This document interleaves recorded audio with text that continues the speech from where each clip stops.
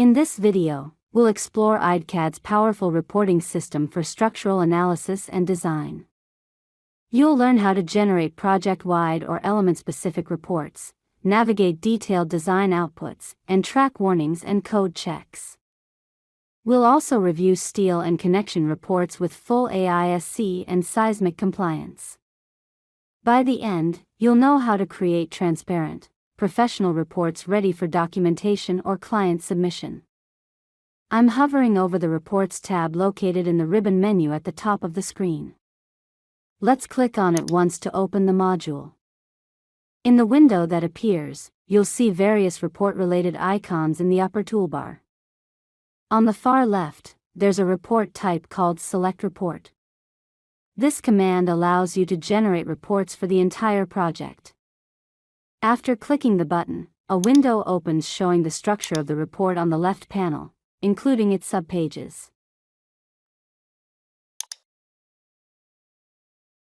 Let's take a closer look.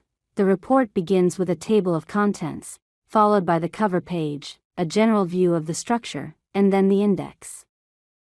After that, it continues with dynamic analysis, irregularity checks, and other seismic control reports. Then come the reports related to reinforced concrete elements, such as slabs, columns, beams, and shear walls. If you want to customize the report, you can control the checkboxes next to each section title. If a checkbox is ticked, the corresponding report will be included. Clicking it again will deselect it and exclude that section from the final document. Continuing down the left-hand side, the report structure includes detailed sections for reinforced concrete columns, shear walls, shear wall groups, and foundations. At the very bottom, you'll find the steel design reports. As you can see, all sections are currently selected. On the right panel, you can enter general project details such as the designer's name, revision, and company logo. Depending on your needs, you can generate a report for the entire project, a specific story, or just the selected objects. This allows for full flexibility and customization. At the bottom of the window, you'll find input fields to fill in project information like the location, intended use, urban block, and soil type. Once everything is set, clicking Create Report will launch the report generation module. As you'll notice, the report begins with the general layout diagrams of the structure.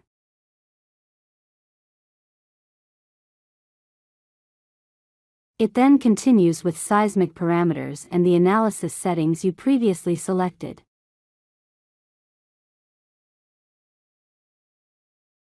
Let's now take a closer look at the report interface. At the top of the report window, you'll find several commands designed to help you navigate the report efficiently. I'm clicking on the question mark icon. This opens a help menu that shows the full table of contents.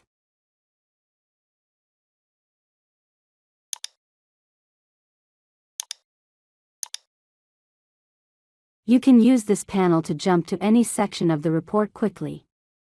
You can navigate to the previous or next page using the black arrows, or jump directly to the first or last page. If you want to go to a specific page, simply enter the page number and hit enter. The red arrows are especially useful. They help you locate and scroll through all the design warnings or errors in the report. For example, I clicked once and was taken directly to the first red X, which flags a design issue in the purlin check under Combined Effects. As you might recall, we already saw this warning in the Analysis and Design Results screen.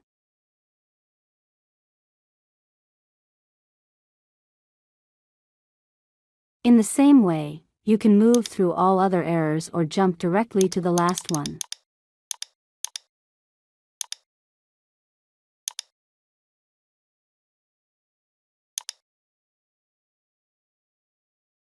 Now, let's take a closer look at some specific reports, starting with the Analysis Settings report. This document lists every analysis parameter you selected in the interface. It's a great way to create a transparent and traceable project record. The settings are divided into categories. First, reinforced concrete design settings. Then, seismic design parameters. Following this, the report proceeds with RC slab, beam, column design results, and more. In the middle section, you'll find geotechnical reports, dynamic analysis reports, and irregularity checks. Let's click on the modal analysis report. This section follows the same interface logic. At the bottom, you can review the technical parameters used in the dynamic analysis. These include modal damping ratio, total building weight, building importance factor, and base shear forces computed from modal analysis in X and Y directions.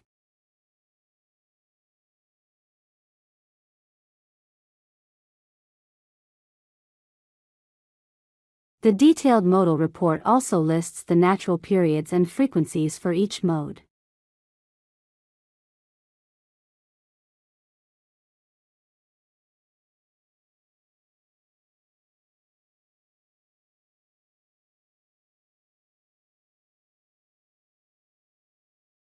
As you can see, the structure satisfies at least 90% mass participation, and often even 99% or 100%. This ensures that the dynamic behavior is accurately captured.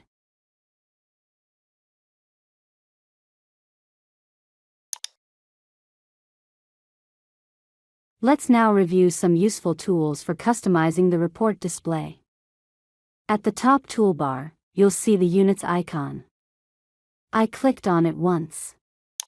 A dialog opens, showing both metric and imperial unit systems. You can easily switch between them with a single click. One of ideCAD's powerful features is that you can change units at any stage of the project, even after generating the reports.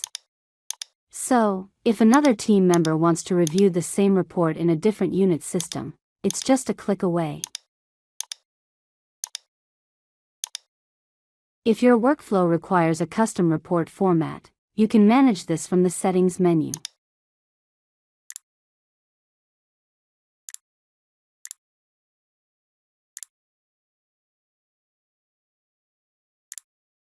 To zoom in or zoom out, use the plus and minus icons on the toolbar.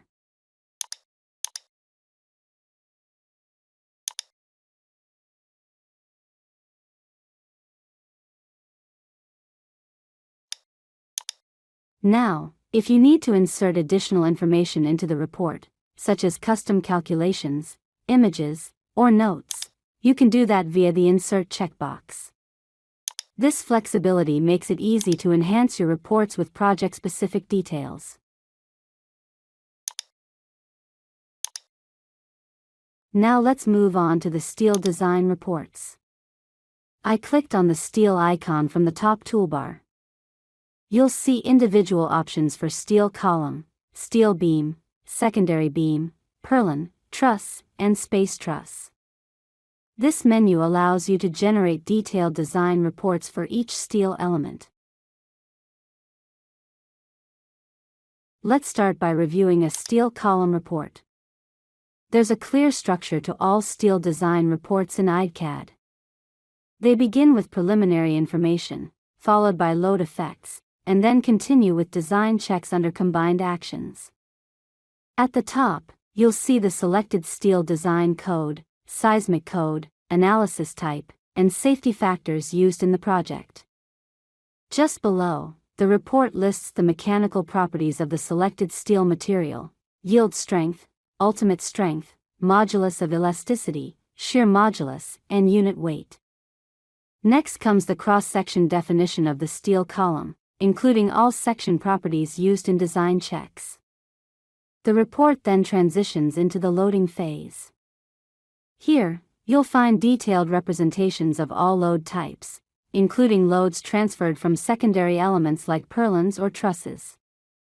For example, lateral loads from sheeting systems, such as wind pressure, are shown clearly. Let's go back to the table of contents for a better view. Under the Combined Actions section, the report summarizes all relevant checks, including the member name, the governing load combination, the design location of the member, axial force checks, major and minor axis bending, and the final demand/capacity, D/C, ratio. The pass/fail status is clearly indicated. Green checkmarks mean adequate, red crosses indicate failure. The shear design section follows the same logic. As you can see, all results are laid out with complete transparency. A slenderness check is also included here.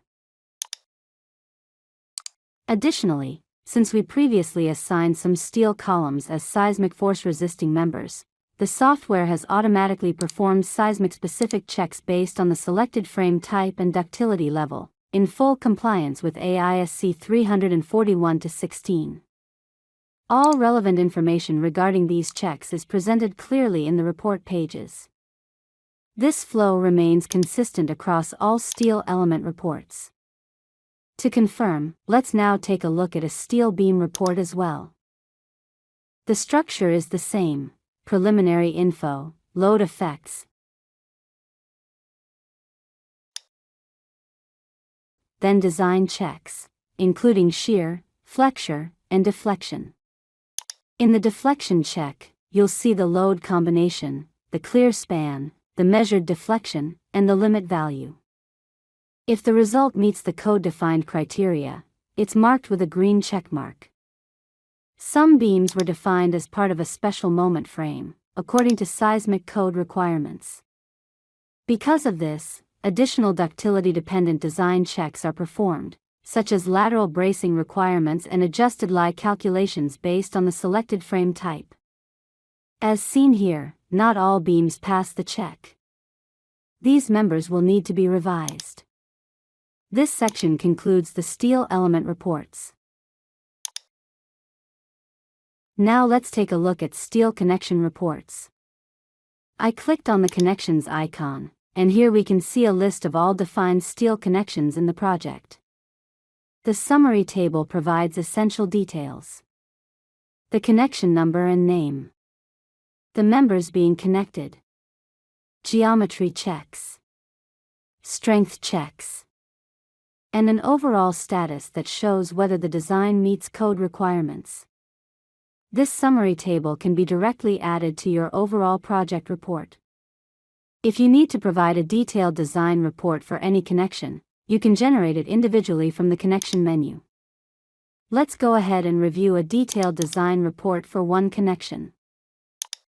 I selected a connection and clicked on Design Report. The detailed report opens with a clear layout.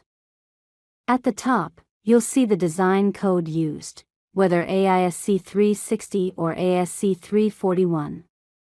Below that, the report outlines the connection geometry and type, material properties, plate sizes, bolt or weld specifications, load cases and internal forces, and each design check performed. If required, you can print the report directly by right-clicking and choosing Print. The report covers every step of the connection design process, including limit state checks for tension, shear, block shear, bolt rupture, weld strength, and more. All checks are performed automatically based on the assigned connection type and the associated steel design code provisions. If the connection is part of a seismic force-resisting system, additional requirements from AISC 341-16 will also be applied. As you can see, ideCAD provides both summary level and detailed reports for all connections, giving you full transparency and traceability in your steel design. And finally, under the structure tree, the reports section at the bottom also lists steel reports, including individual connection reports. Double-clicking any of them will open a preview window in the main interface, so you can review and print only the required reports at any time. Let's try one. I double-click the wind load report, and now the report window displays all associated results.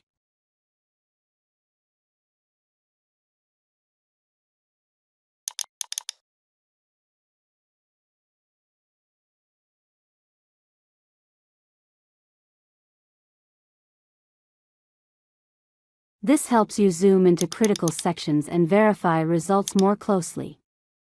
As mentioned earlier, there are two ways to generate reports in ideCAD. Use the Select Report option from the ribbon menu to generate the full set of reports for the entire project. Or use the Reports tab in the structure tree to generate element-specific reports during the design phase. This concludes our deep dive into ideCAD's comprehensive report module. Thanks for watching. Don't forget to like, subscribe, and explore the knowledge base for more tips.